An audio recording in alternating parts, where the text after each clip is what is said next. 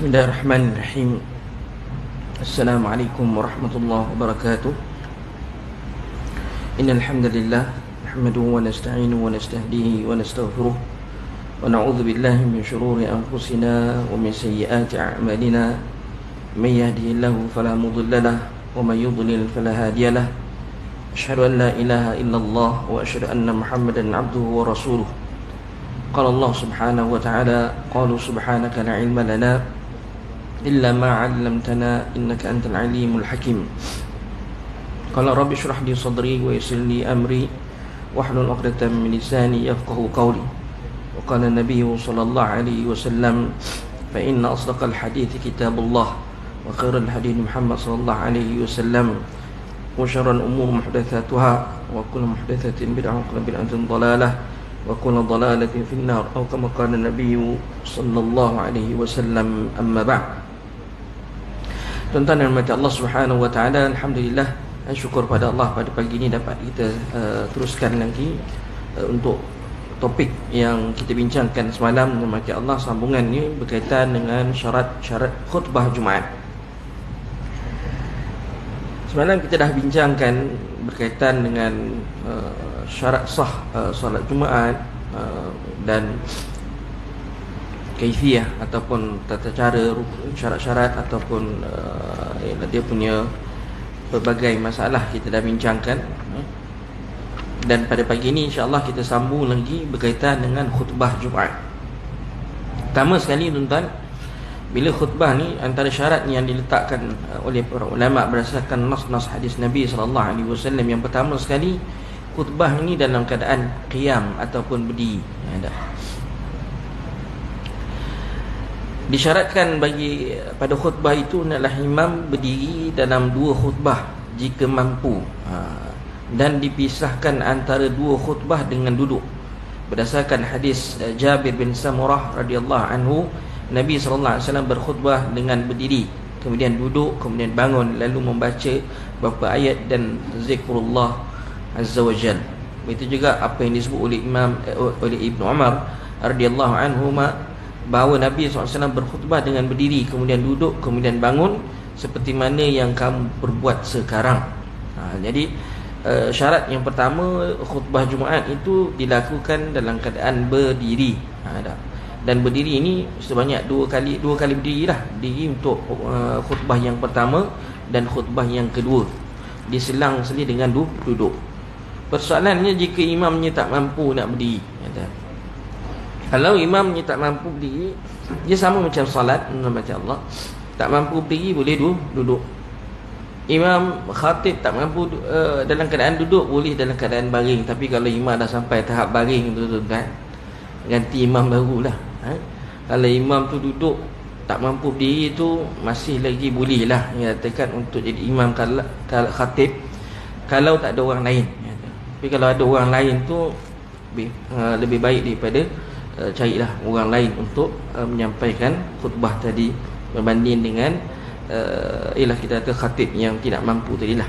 Walaupun dalam fiqh, jika khatib tadi tidak mampu berdiri, hendaklah dia berkhutbah dengan duduk. Kalau tak mampu dengan duduk, kemudiannya dia boleh berbaring, seperti sama dalam salat. Dan dipisahkan, kalau baring tu macam mana Ustaz? Kalau duduk tu macam mana? Ya, katakan kan tadi Ustaz kata ada kena dua kali khutbah dipisahkan dengan duduk jika berdiri. Tapi kalau duduk macam mana nak pisahkan? Dipisahkan kata ulama dengan diam di antara kedua khutbah. Kalau tak mampu dah berdiri tadilah. Maka di sini sebab tu dia kata jika nyata bahawa dia kalau imam tadi dia mampu berdiri tapi dia tak nak berdiri, dia khutbah duduk juga, maka di sini samalah hukumnya, kata ulama dan mazhab Syafi'i, samalah hukumnya orang yang berhadas dengan nyata. Maknanya kalau berhadas dengan nyata, dia lakukan ibadat, insya-Allah dia lakukan juga salat, maka salatnya tidak sah.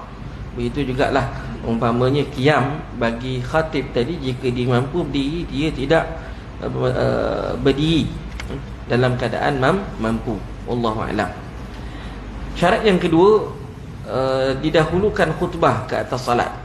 Kita semayang Jumaat, khutbah dulu, and then baru salat. Berbanding dengan hari raya. Hari raya kita salat dulu dan baru khutbah. Kita untuk, walaupun benda ni ada juga khilaf di sisi ulama, tapi kebanyakan ulama meletakkan hari Jumaat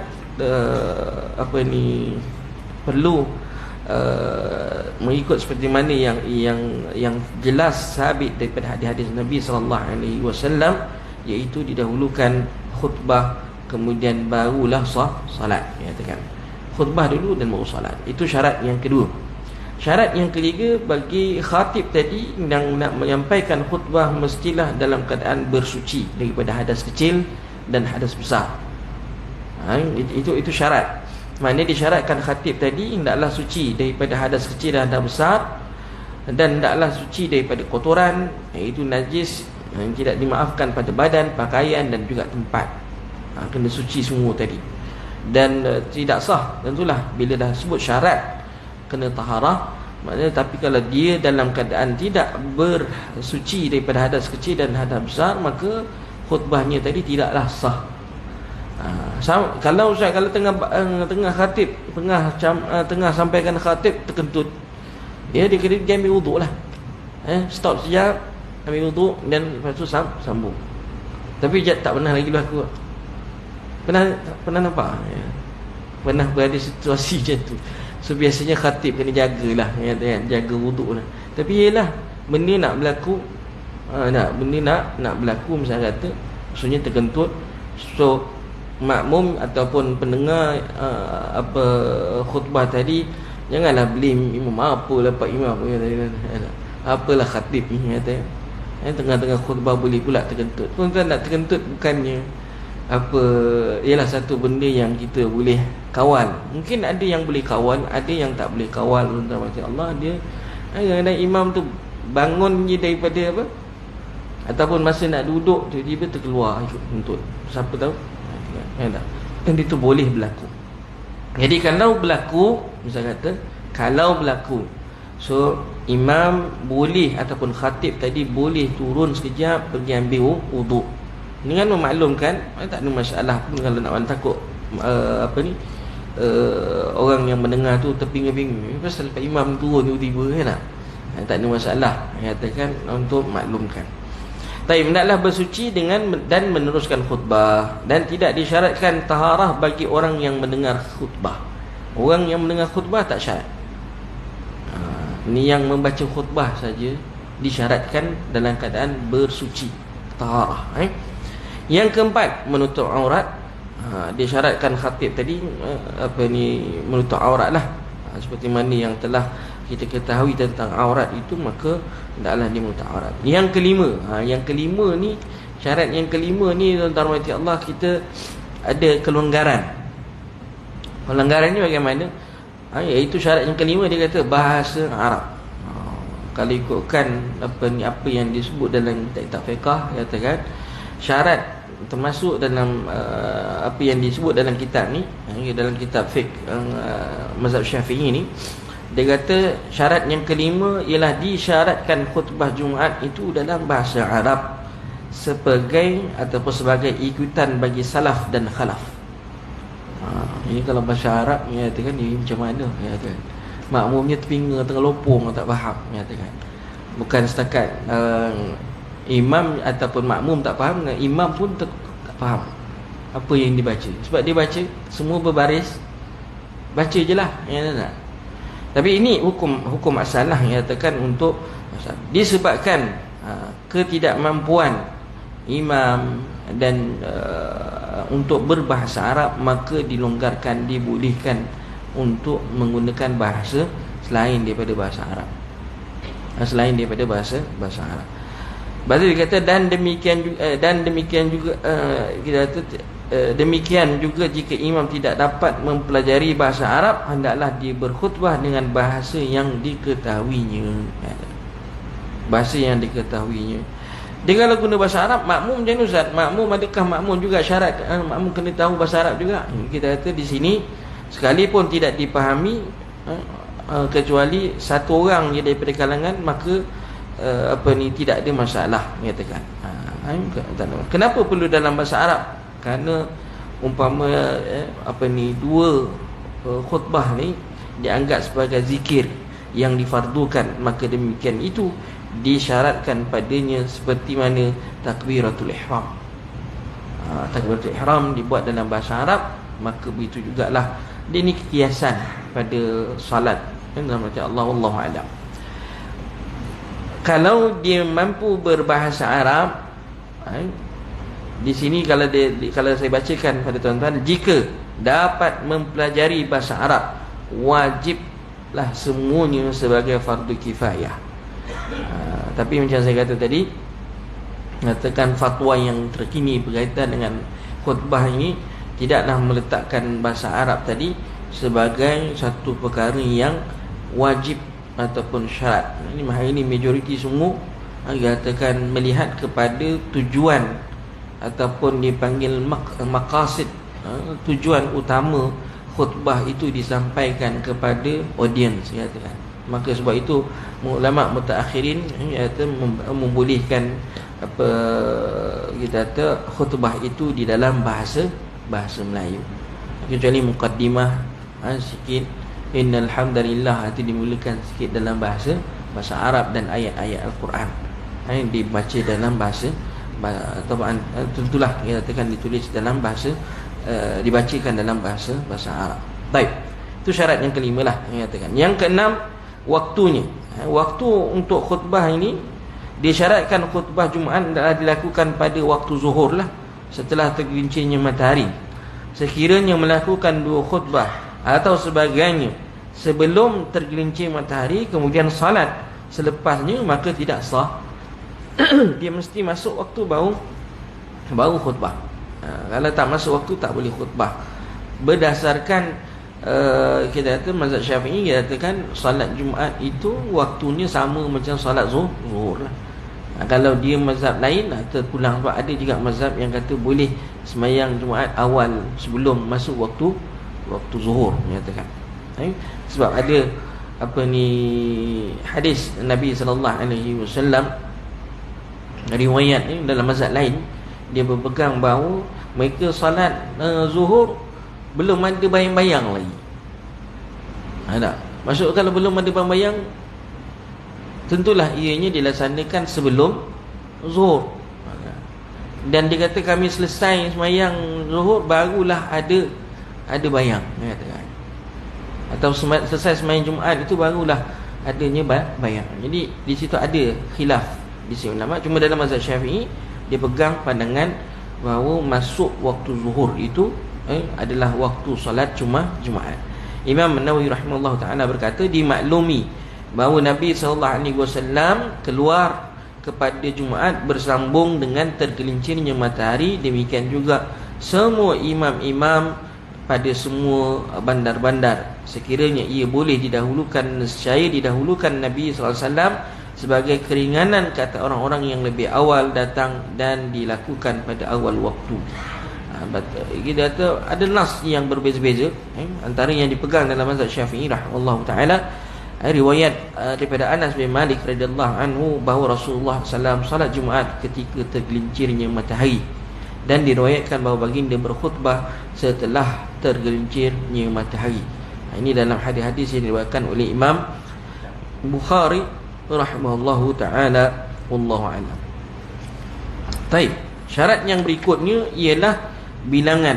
Kita dah ambil dah bilangan sebelum ini, bahawa bilangan untuk sahnya khutbah tadi, tuan-tuan mati Allah, disyaratkan sahnya khutbah adalah khutbahnya tadi dihadiri oleh 40 orang lelaki yang sah salat Jumaatnya. 40 orang lelaki yang sah salat Jumaat. Kita dah ambil dah untuk kita kata syarat sah salat Jumaat itu, wallahu a'lam bissawab. Ini dan dengan dalil ni kita pun dah habis sebelum ni. Yang ke-8, muwalat. Untuk sahnya khutbah disyaratkan muwalat, iaitu dilakukan secara berturut-turut tanpa diselangi pemisah yang lama atau antara rukun-rukunnya, dan tidak terjadi pemisah yang lama antara dua khutbah. Begitu juga antara khutbah dan salat sebagai ikutan, kerana mualat begitu baginya mempunyai kesan yang zahir dalam menundukkan hati-hati, dan kerana khutbah dalam salat khutbah dan salat kedua-duanya menyerupai salat jamak takdim yang diwajibkan padanya mualat. Jadi dia katakan disyaratkanlah mualat tu jangan dipisah terlalu lama. Jangan terpisah dengan terlalu lama. Wallahu a'lam. Itu berkaitan dengan syarat sah khutbah. Bagaimana pula dengan rukun-rukun khutbah? Rukun-rukun khutbah, kita ada 5 rukun khutbah, ataupun ada 5 rukun khutbah. Pertama sekali kita nak berkhutbah tu ialah memuji Allah Subhanahu wa taala. Sebab tu mula je kita kata khatib akan sebut innal hamdalillah. Dia sesungguhnya segala puji bagi Allah, memuji Allah Subhanahu wa taala dahulu. Dan ini adalah bertepatan apa yang dilakukan oleh Rasulullah sallallahu alaihi wasallam bila dia berkhutbah.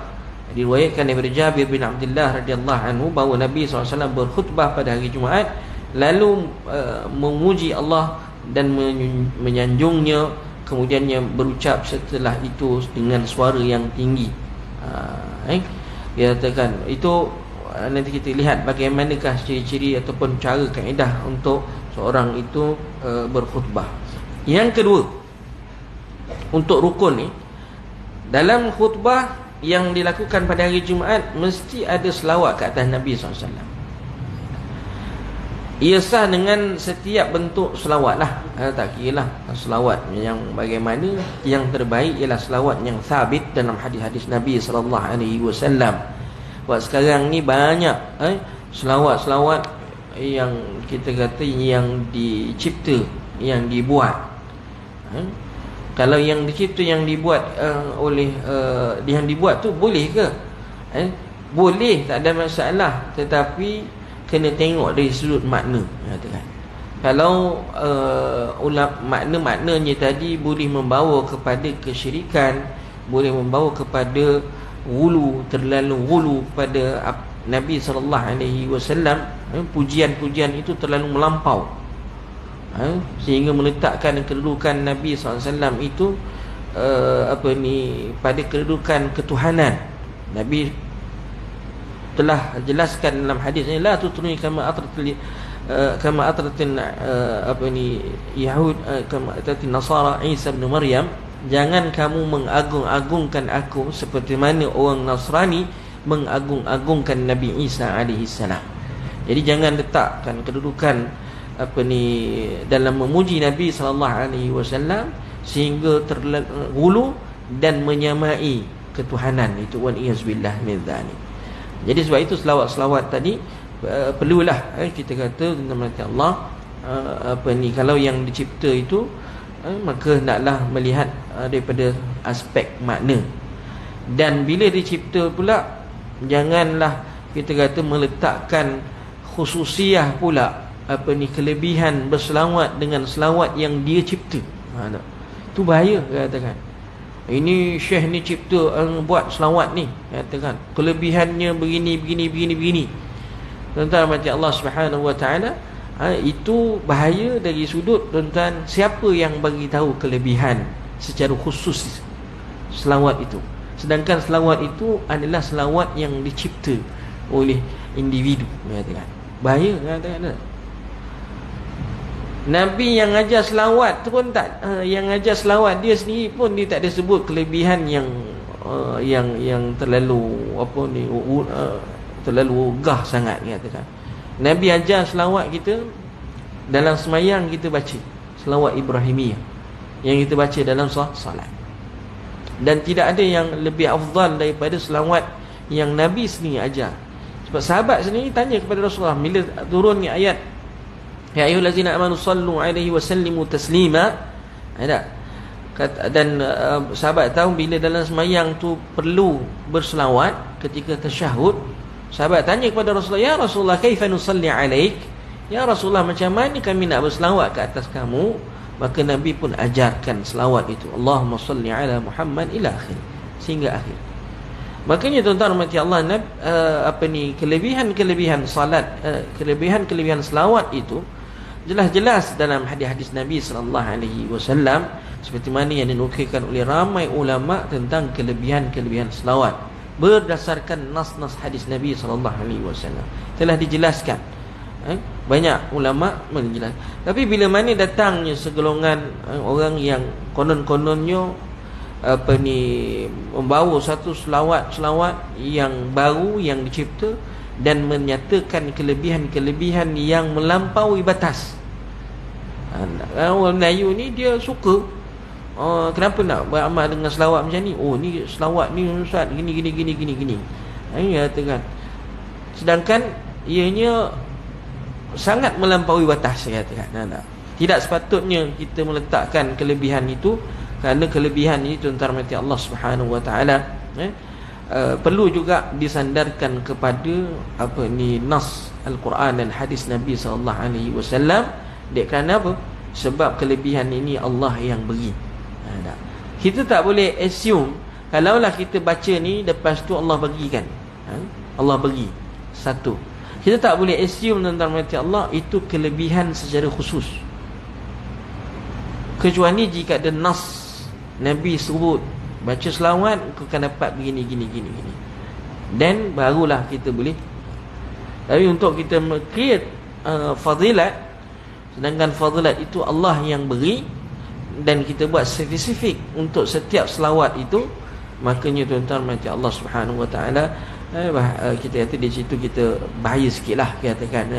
Mudah-mudahan Allah lindungi kita. Kadang-kadang saya lihat dalam setengah-setengah kitab susunan selawat-selawat ke atas Nabi sallallahu alaihi wasallam, selawat yang Nabi ajar tu dia letaknya akhir sekali, kata. Ada daripada susunan selawat itu, kalau tuan-tuan tengok itu dalam buku-buku berkaitan dengan bentuk-bentuk selawat yang Nabi ajar, dia letaknya last-last. Yang disebut yang selawat yang dicipta oleh ulama-ulama, orang alim kadang-kadang, ataupun sebahagiannya katakan diletakkan pada awal-awal susunan. Bagi saya, kita katakan itu satu perkara yang tidak sepatutnya disusun begitu. Sepatutnya disusun, diletakkan apa yang selawat yang diajar oleh Nabi dahulu, barulah kemudiannya diletakkan oleh selawat-selawat yang dicipta oleh sebagian ulama. Imam Syafi'i rahimahullahu taala antara yang pernah mencipta ataupun kita tu membuat selawat. Tetapi daripada situlah para ulama dan juga mungkin sebelumnya pun wallahu alam, tapi yang saya tahu Imam Syafi'i pun ada membuat selawat, menyatakan. Tetapi selawat yang dibuat tadi, para ulama menyatakan bahawa tidak ada isu di situ, anda diharuskan atas dasar kapasiti umumul hadis, umum nas. Nabi suruh, Allah suruh kita berselawat dan memberi salam kepada Nabi sallallahu alaihi wasallam, makanya tuan-tuan harus katakan. Tetapi tadilah seperti mana yang saya kata, mengelakkan daripada perkara-perkara hulu kepada dalam pujian. Baik. Kemudian selawat dia katakan. Kemudian yang ketiga, berwasiat dengan takwa. Ini memang perenggan yang pertama, memang ketiga-tiga ni ada dah disebut. Kita akan baca lepas tu, ittaqullah usikum bitaqwallahi azza wa jalla. Aku mewasiatkan kamu semua hendaklah bertakwa kepada Allah Subhanahu wa taala. Itu mesti. Sebab itu yang pertama tadi dibuat dalam bahasa Arab, dalam bahasa. Kemudian barulah lepas tu dibaca ayat Quran. Rukun yang berikutnya membaca ayat Quran, dan juga beberapa hadis Nabi boleh baca satu ayat Quran paling minimum. Wajib membaca ayat dari Al-Quran pada salah satu daripada dua khutbah, tanpa ditetapkanlah. Sekurang-kurangnya ayat yang dibaca ialah yang dipahami dengan jelas maknanya. Ya ayyuhallazina amanu taqullah, ataupun kita tu boleh baca ayat-ayat yang lain, yang nasihat-nasihat yang lain, tidak ada masalah. Kalau dalam hadis tu biasanya Nabi, ya ayyuhan nas dibaca awal surah surah Nisa ke apa dibaca, nama Allah adalah atau beberapa ayat yang Nabi SAW baca, dan biasanya dijadikan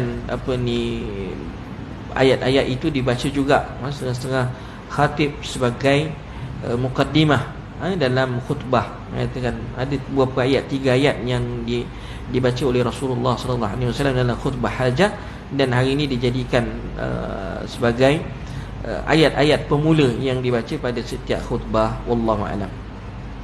Ya ayyuhallazina amanu taqullaha haqqa tuqatih wa la tamutunna illa wa antum muslimun. Itu ayat-ayat yang biasa dibaca pada awal khutbah, katakan. Kemudian syarat rukun yang berikutnya ialah berdoa untuk orang yang mukmin. Berdoa untuk orang-orang yang mukmin. Itu pun termasuk dalam khutbah, dalam rukun khutbah. Di akhir, sebab itu di akhir doa, di akhir khutbah itu kita berdoa untuk orang-orang yang beriman. Allahumma ighfir lil muslimina wal muslimat wal mu'minina wal mu'minat al ahya' minhum wal amwat. Itu rukun. Kemudian macam Allah Subhanahu wa taala, ini kita masuk pula seterusnya sunat-sunat khutbah Jumaat. Ini saya laju sikit macam Allah sebab bukan semua orang jadi khatib. Jadi khatib ni khusus untuk imam ataupun khatib, tapi untuk tuan-tuan sekadar kita katakan ilmu, maklumat, untuk kita tahu. Sunat-sunat khutbah Jumaat.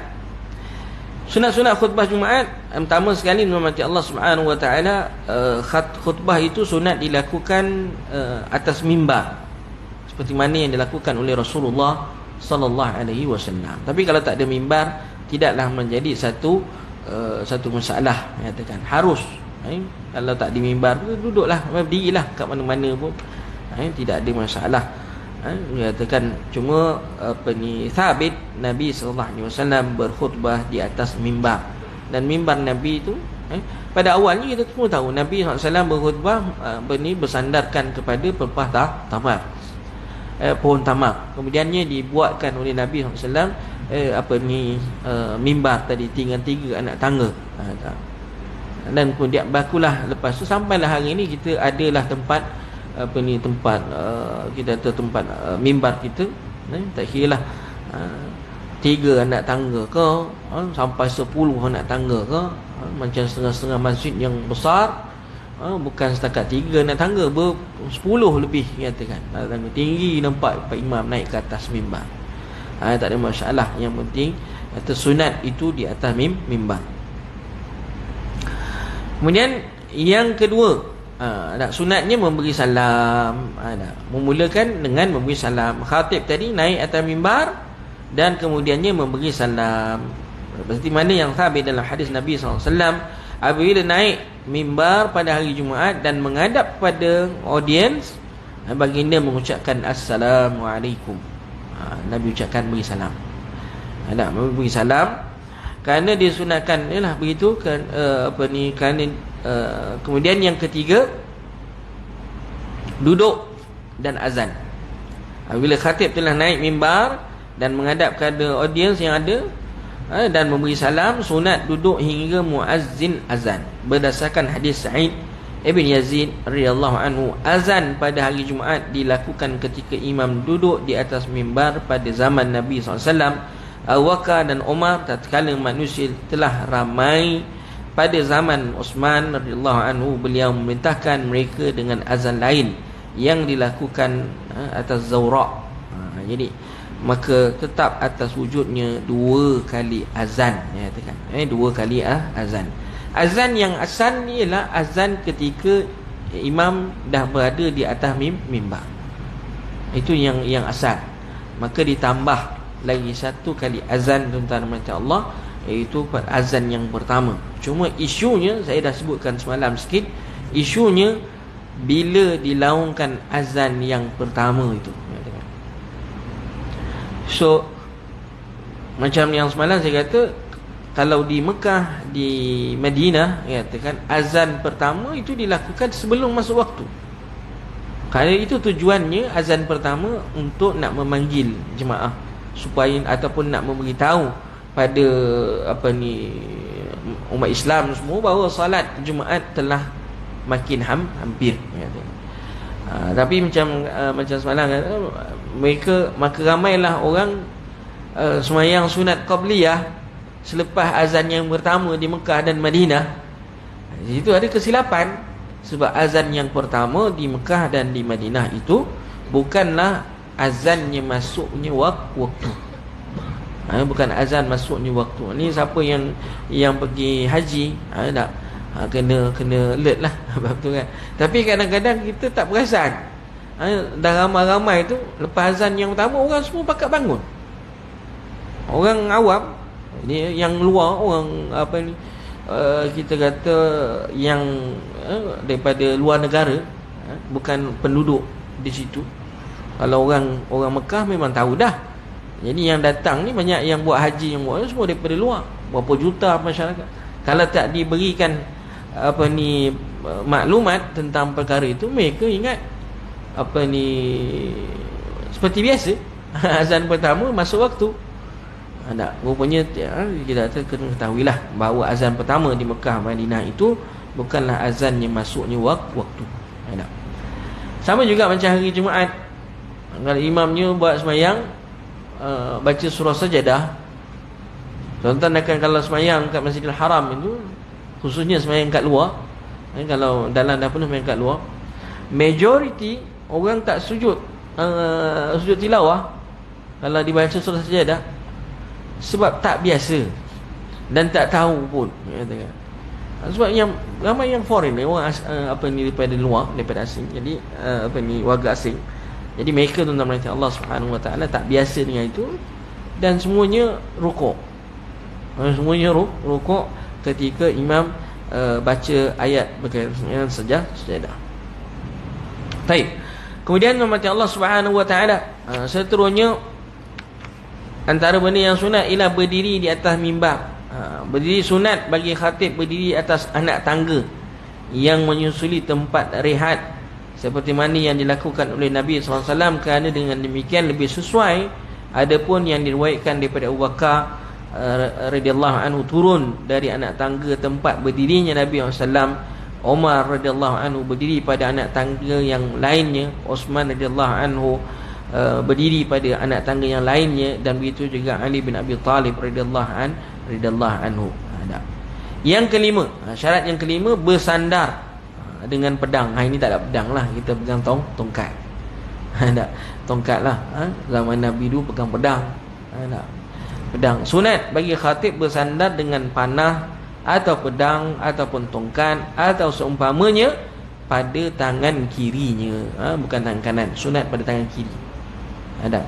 Kerana yang demikian lebih meneguhkan dan meletakkan tangan kanannya atas daun mimbar ataupun untuk menghalangnya dari pergerakan, seperti mana yang diriwayatkan daripada Al-Hakam Ibn Hazan, katanya, aku diutuskan kepada Nabi SAW, lalu aku menyaksikan Jumaat bersamanya, lalu baginda berdiri dan bersandar pada panah atau tongkat, lalu memuji Allah dan menyanjunginya dengan kalimat-kalimat yang ringkas yang baik lagi diberkati. Hadis diriwayatkan oleh Abu Daud rahimallahu ta'ala. Itu sunat.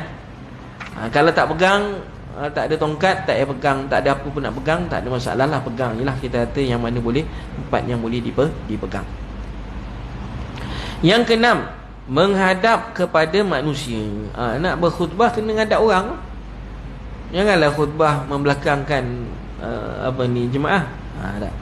Sunat bagi khatib menghadap kepada manusia dalam seluruh khutbahnya. Tidak menoleh ke kanan dan ke kiri, dan sunat berterusan menghadap kepada mereka hingga selesai. Tidak bermain-main dengan tangannya, bahawa hendaklah khusyuk seperti mana dalam solat. Yang ketujuh, menguatkan suara. Khatib dalam ayat Allah Subhanahu Wa Taala, antara yang disunatkan ialah mengangkatkan suara jika perlu, ataupun ada masa khutbahnya tadi dalam ayat Allah perlu angkat, tinggikan suara, ya kena tinggi. Kena nada kasar, dia katakan. Ini kadang-kadang khatibnya suaranya perlahan, suaranya perlahan, tak mengikut nada khutbahnya tadi, tuan-tuan mati Allah Subhanahu wa taala, menyebabkan jemaah pun makin slow, makmum pun ataupun yang mendengar tu pun makin tunduk kan.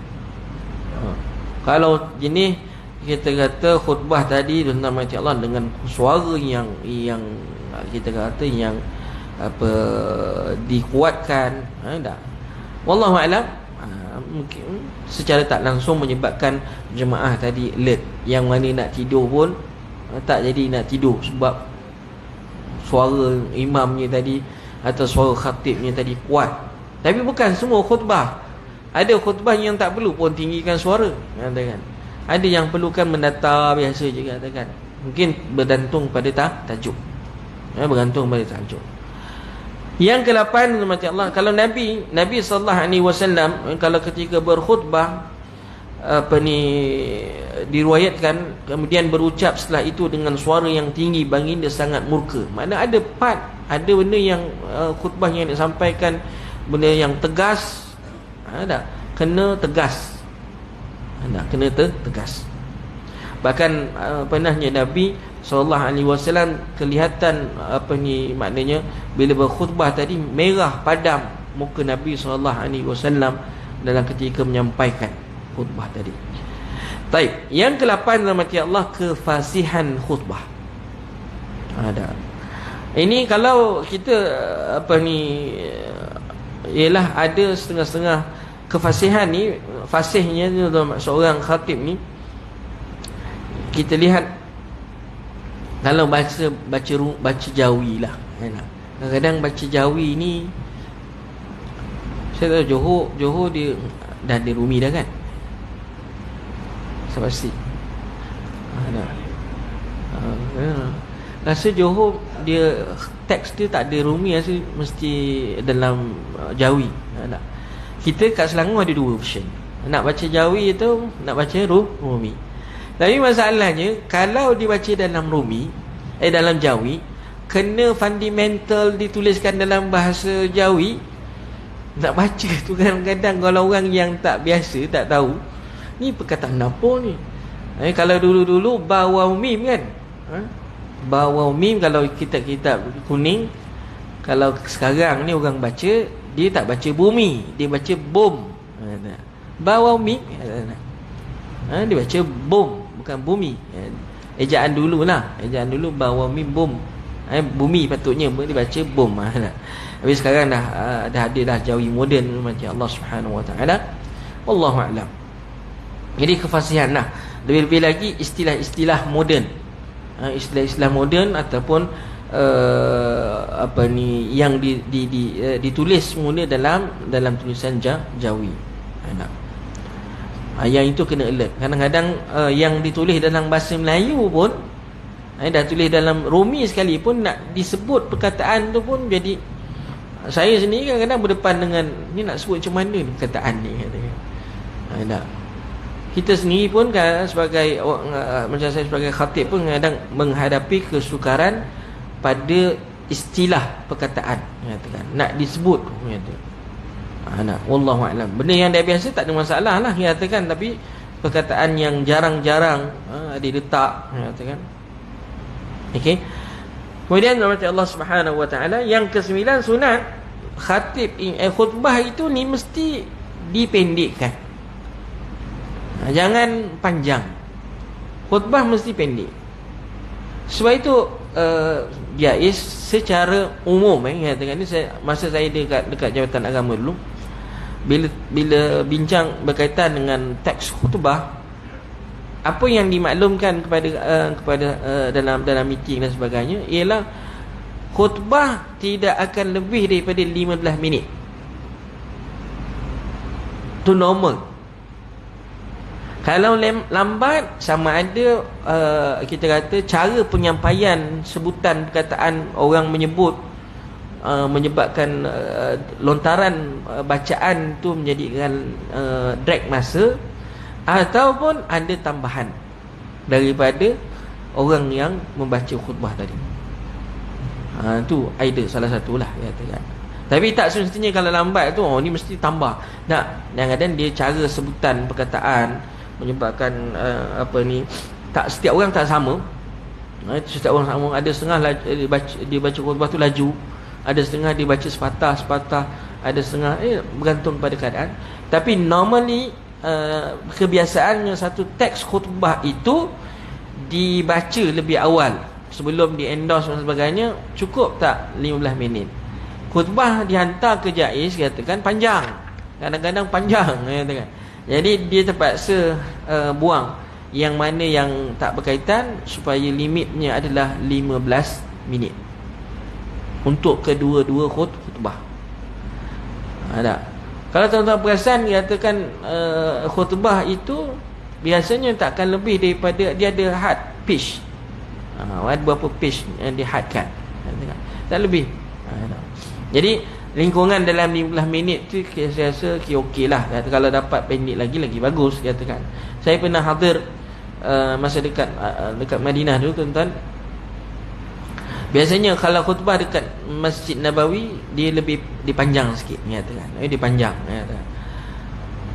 Kita orang habis sembahyang dekat surau, ada satu masjid tempat lain. Masjid tu memang terkenal dengan cepat sembahyang, dia punya khutbahnya cepat dan sembahyangnya lama. Lama sikit lah, panjang sikit. Khutbahnya tak sampai 5 minit ke 6 minit siap. Dia sangat pendek kan. Dia fokus kepada apa yang dia nak sebut. Sebut nas, sebut dalil, nasihatkan sikit, yang tu dah stop.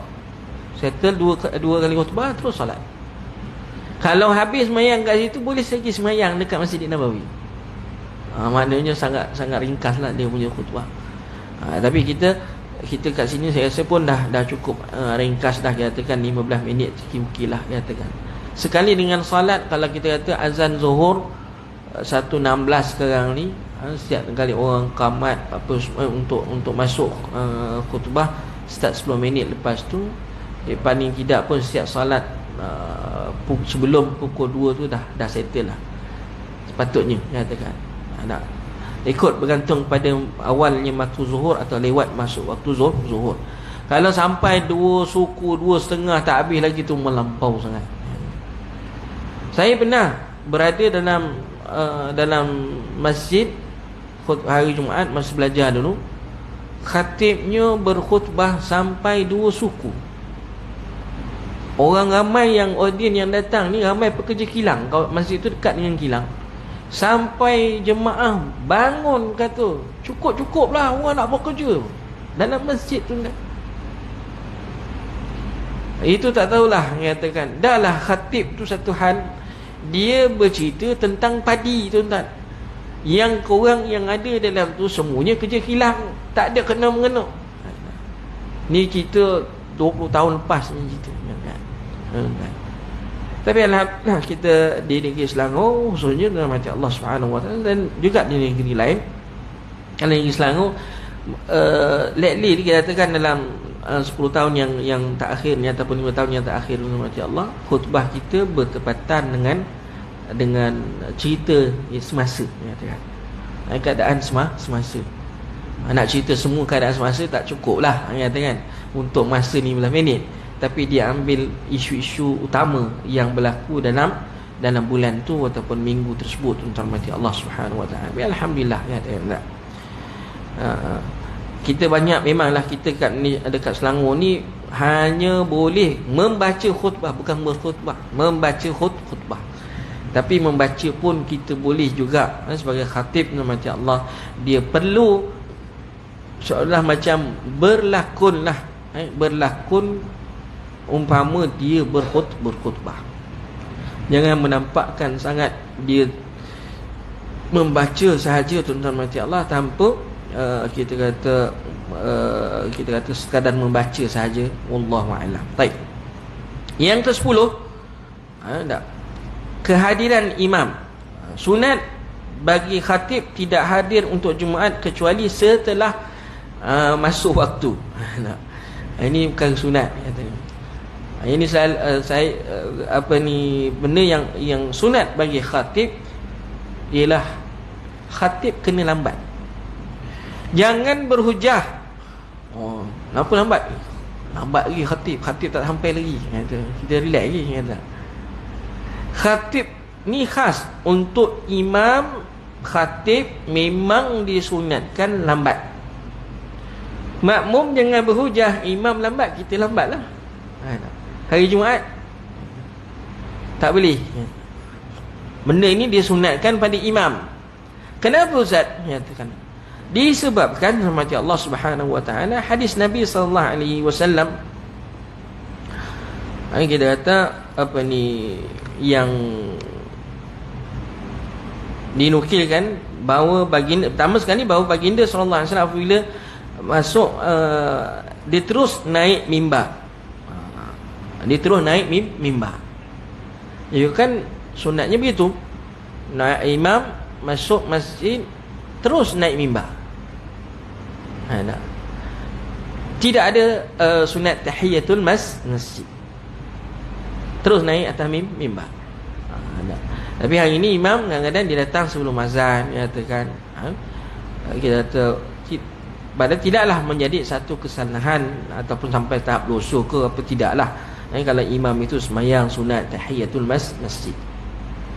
Cuma apa yang dilakukan oleh Nabi SAW ialah rumah Nabi itu sebelah je, sebelah Masjid Nabawi itu Nabi keluarnya terus naik atas mimbar. Untuk imam, kalau ikutkan gugur bagi imam tahiyatul masjid itu pada hari Jumaat lah ketika nak berkhutbah. Kalau ikutkanlah katakan. Tapi tidak pada makmum. Tidak pada makmum. Makmum hari Jumaat dia kena sembahyang sunat tahiyatul masjid. Sebab itu ada fatwa sebagian ulama, antaranya Imam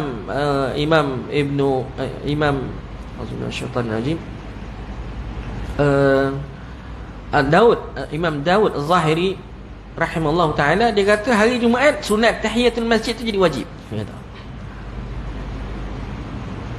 Kalau kebanyakan ulama sunat tahiyatul masjid hari Jumaat dia jadi dia ada peningkatan hukum, dipanggil sunat yang muakkadah.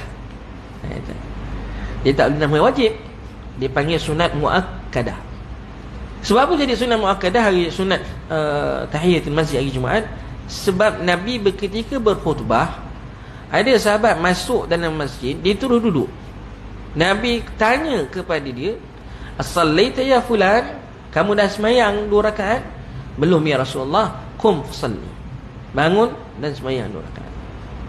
Arahan Nabi ketika itu, tuan-tuan Allah, sedang Nabi berkhutbah, maka menunjukkan bahawa sunat tahiyatul masjid pada hari Jumaat sangat-sangat dituntut.